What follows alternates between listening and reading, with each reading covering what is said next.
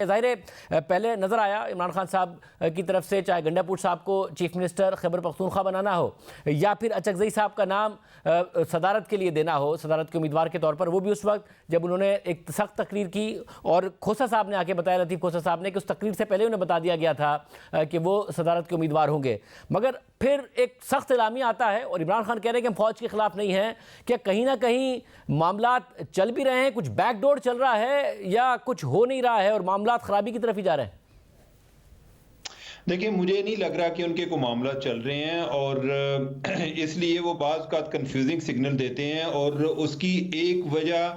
अपने जो फॉलोअर्स हैं, अपने जो सपोर्टर्स हैं, उनको भी पुरुम्मीद रखना है कि हमारे मामला चल रहे हैं, या कोई इस तरह से बातें आ गई कि इमरान खान जो है वो उनको जल्द ही रिहा कर दिया जाएगा। अभी अली अमीन गंडापुर जो है उन्होंने भी इस तरह की बात की है। और भी लोगों ने कोई ऐसे इशारे दिए हैं, लेकिन मुझे ये आइडिया है कि पिछले दिनों कोई एक कोई एक रिटायर्ड कोई जनरल साहब थे, उन्होंने कोई इस तरह के इशारे दिए तो उनको फौज की तरफ से काफी उनकी सुबकी हुई है। कैंडिडेट किसी ने दिया हुआ है, क्योंकि बाज़ औक़ात ये भी होता है कि जब कोई रिटायर्ड जनरल बात करता है तो तासर ये लिया जाता है कि जैसे इनका कोई दरमियान में कोई मीडिएशन करा रहे हैं, कोई इस तरह का रोल है। तो खान साहब जो हैं वो एक तरफ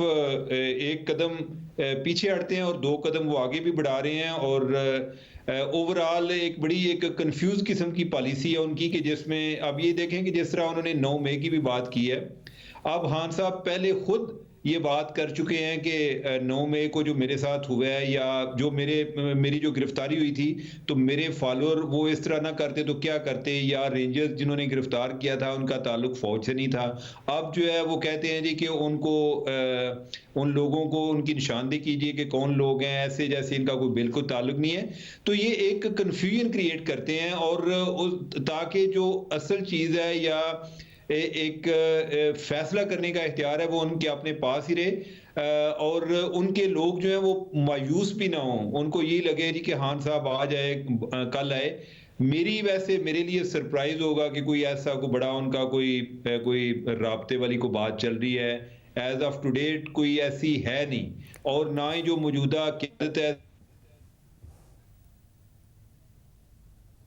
और उनका भी कोई राब्ते करना इनके साथ इतना आसान काम नहीं है। साहब, अब एक ऐसी सूरत हाल में जिसमें एक नज़र ज़रूर आ रहा है कि तहरीक इंसाफ में इलेक्शन के बाद एक नया कॉन्फिडेंस आया है, इस एतराज़ के बावजूद कि उन्हें उनकी सीटों से महरूम किया गया, इस प्रोटेस्ट के बावजूद कि इलेक्शन कमीशन ने भी जो है उन्हें रिजर्व सीटों से महरूम किया, एक नया कॉन्फिडेंस नज़र आता है कि जिसमें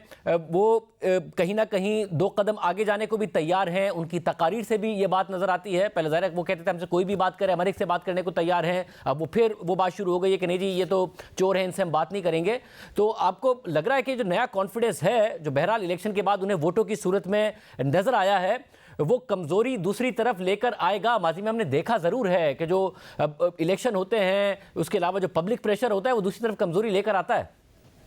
देखिए, ओवरऑल जो ये बात दुरुस्त है कि इलेक्शन ने उन्हें एक नया कॉन्फिडेंस दिया है, पीटीआई को एक नई जिंदगी मिली है। पीटीआई को बहुत सारे लोग एक तरह से राइट ऑफ कर चुके थे कि उनका एक फ्यूचर नहीं है, लेकिन इलेक्शन में उन्होंने ये साबित किया है कि जहां तक पॉपुलर पॉलिटिक्स का ताल्लुक है तो इमरान खान रेलिवेंट हैं। जहां तक पावर पॉलिटिक्स का ताल्लुक है तो वो उसमें मुझे कमजोर होते हुए नजर आ रहे हैं। अभी ये जिस तरह ये मखसूस नशिस्तों का मामला है,